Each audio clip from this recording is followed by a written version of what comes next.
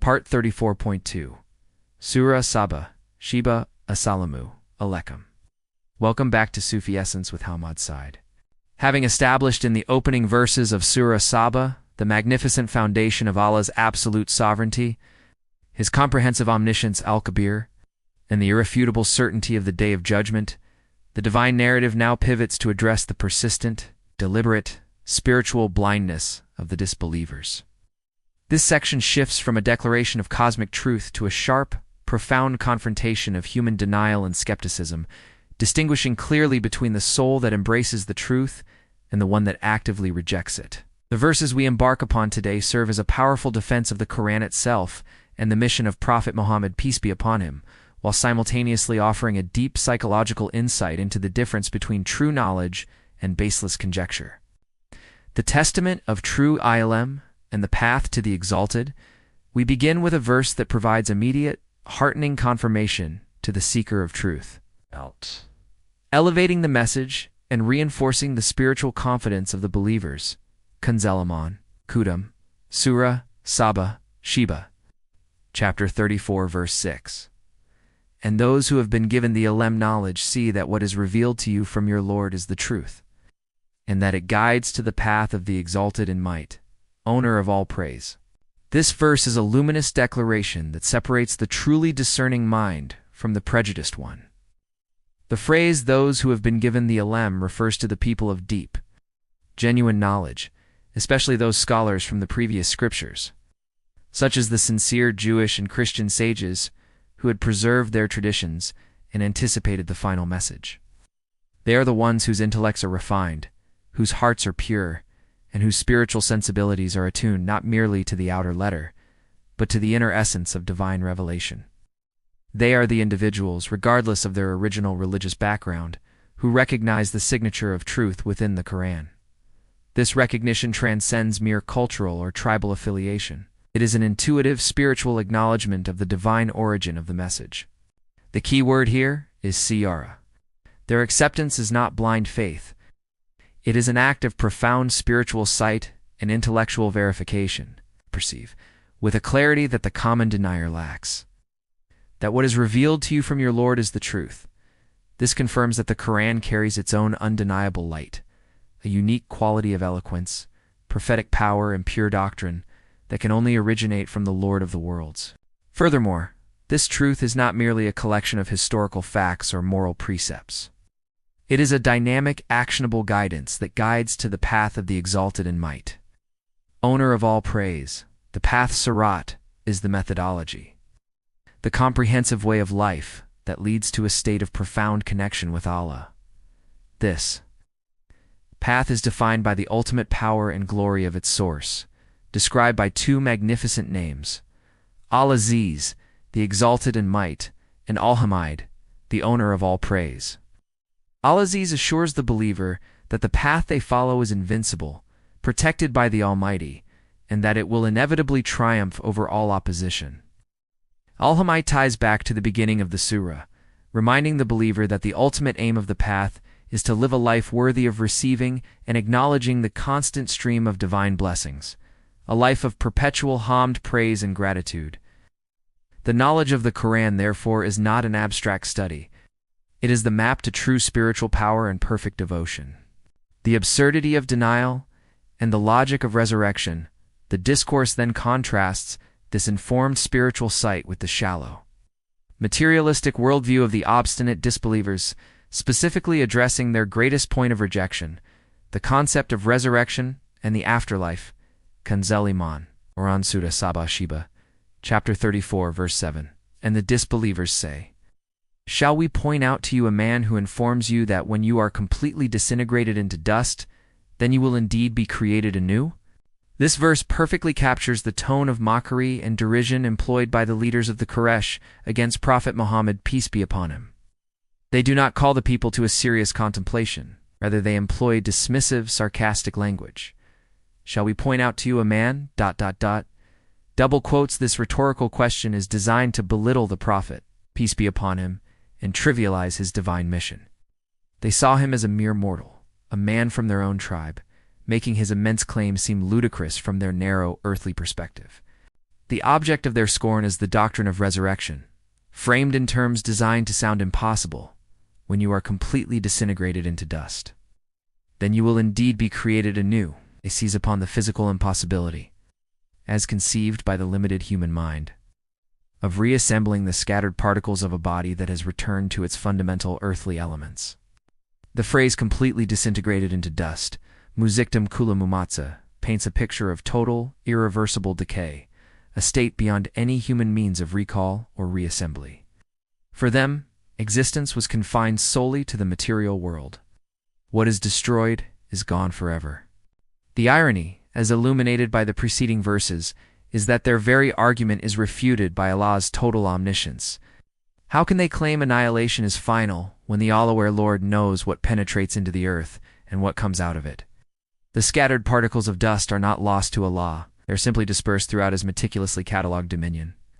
Their mockery reveals a profound ignorance of Allah's power, equating His capacity to their own limited ability. The man of Alam knows that the one who created the first is perfectly capable of creating the second, and that the one who tracks the atom can easily reassemble the body. The deeper malady, invention, or insanity? The disbelievers, unable to refute the message on logical or moral grounds, resort to two desperate, contradictory accusations against the Prophet, peace be upon him, betraying their spiritual desperation. Kanzalaman, Qur'an, Surah Saba Sheba, chapter 34, verse 8. Has he invented a lie against Allah, or is there a madness in him? But those who disbelieve in the hereafter are themselves in a torment and in far error. The first charge is that of fabrication. Has he invented a lie against Allah? They accuse the Prophet, peace be upon him, of consciously forging the Qur'an, claiming divine revelation for personal gain or glory. This is a deliberate, malicious charge intended to undermine his credibility and authority as a messenger. The second accusation is even more contradictory. Or is there a madness in him? The charge of insanity, Ginot, implies that he is not a conscious forger, but rather a deranged individual whose claims stem from mental instability or perhaps being possessed by unseen entities. These two charges cannot logically coexist. A person is either a calculating liar or genuinely deluded, but not both simultaneously. This contradiction highlights the intellectual confusion and moral bankruptcy of the opponents of the truth, who are so desperate to reject the message that they latch on to any available charge, no matter how inconsistent. The divine response cuts through this confusion with a firm declaration, nay. But those who disbelieve in the hereafter are themselves in a torment and in far error. The truth is not found in their accusations, but in the spiritual condition of the accusers. Their denial of the afterlife is itself a state of torment. Adhab. This is a description of the psychological and spiritual distress caused by materialism and heedlessness. The spiritual life thrives on purpose, ultimate accountability, and hope for a noble future. By rejecting the hereafter, they confine their existence to the transient, chaotic, and often unjust world. They become slaves to fleeting desires and anxieties, fearing death as annihilation rather than seeing it as a gateway. This present internal suffering, the torment of purposelessness, anxiety, and moral compromises, the consequence of their fundamental error. They are declared to be in far error dalal and bayad. This error is not a simple mistake in calculation. It is a deep, profound wandering far away from the straight path, a deviation of their very moral and intellectual compass that prevents them from recognizing the clear truth. This demonstrates that disbelief is not just an intellectual position, it is a spiritual malady that warps perception and inflicts a kind of chronic internal anguish. The universe as testimony and the call to repentance. The final verse in this section delivers a powerful, concluding challenge to the disbelievers, urging them to look up and around themselves for the overwhelming, undeniable proofs of the very power they reject. Kanzalaman, Qur'an, Surah Saba, Sheba, chapter 34, verse 9. Do they not observe what is before them and what is behind them, of the heaven and the earth? If we will, we shall sink the earth with them, or cause a piece of the heaven to fall upon them. Verily, and this is a sign for every servant who turns to Allah in repentance. This verse uses the universe itself as the irrefutable evidence for Allah's total control and power. The same power that guarantees the resurrection they mock. The rhetorical question, do they not observe what is before them and what is behind them, of the heaven and the earth, is a call to basic, honest contemplation? What is before them and what is behind them signifies all of reality that surrounds them, the sheer majesty, scale, and meticulous order of the celestial and terrestrial realms. It is an invitation to perform a simple act of spiritual mindfulness, to lift their gaze from their mundane concerns and behold the sheer impossibility of the universe existing without a purposeful almighty creator and sustainer. The focus then turns to the immediate, overwhelming power of Allah over their existence, serving as a chilling reminder of their vulnerability. If we will, we shall sink the earth with them, or cause a piece of the heaven to fall upon them. This is not a distant threat of the hereafter. It is the latent, ever-present power of divine judgment in this world. They live constantly subject to the immense geological and cosmic forces that Allah holds in check. The earth beneath their feet, seemingly solid, could instantly engulf them, a reference perhaps to historical precedents like the destruction of the people of Thamud. Similarly, the vast canopy of the sky, held in place by invisible forces, could be shattered and dropped upon them. This powerful imagery shatters the illusion of human control and self-sufficiency, reminding them that their very moment-to-moment existence is a deliberate act of Allah's grace and retention. The verse, however, does not end in pure threat. It concludes with a profound message of hope and an open door to salvation. Verily, and this is a sign for every servant who turns to Allah in repentance. The majesty and the terrifying potential of the cosmos are not intended to drive humanity to despair, but to serve as a sign, ayah, an overwhelming evidence for the individual who chooses to respond with repentance. Munib.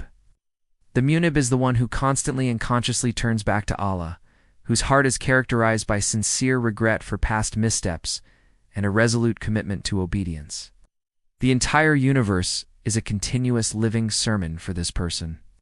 The order of the planets, the flow of the seasons, and the very ground they stand on become proofs that gently, yet firmly, guide the repentant back to the path of the Exalted in might, owner of all praise.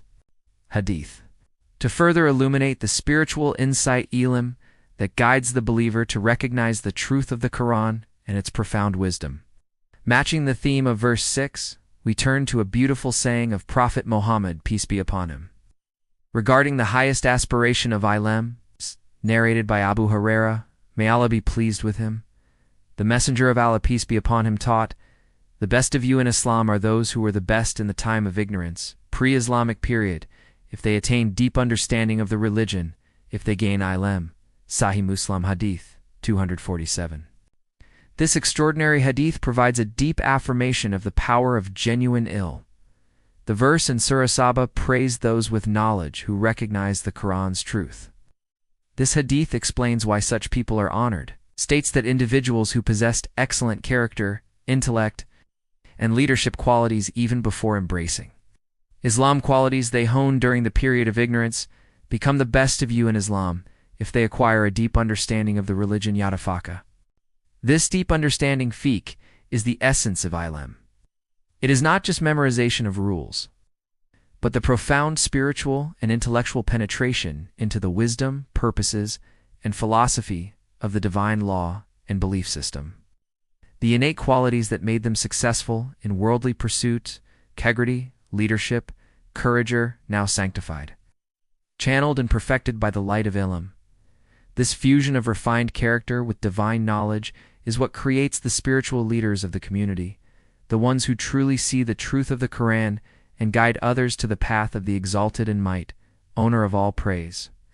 It is an encouragement for every believer to seek not just information, but the illuminating, sanctifying depth of ilm.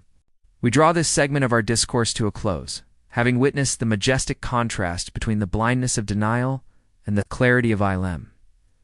We have learned that the ultimate refuge from confusion and the torment of purposelessness lies in sincere repentance and Inaabah to Allah, a constant turning back to the Creator whose power is visibly demonstrated in the heavens and the earth. Let the universe be a living sign for us, and let us strive to be among those who are given the deep understanding to see the Qur'an as the undeniable, victorious truth. Let us now supplicate, drawing from the profound lessons of these verses. asking Allah to grant us a deeper understanding and to guide our every step.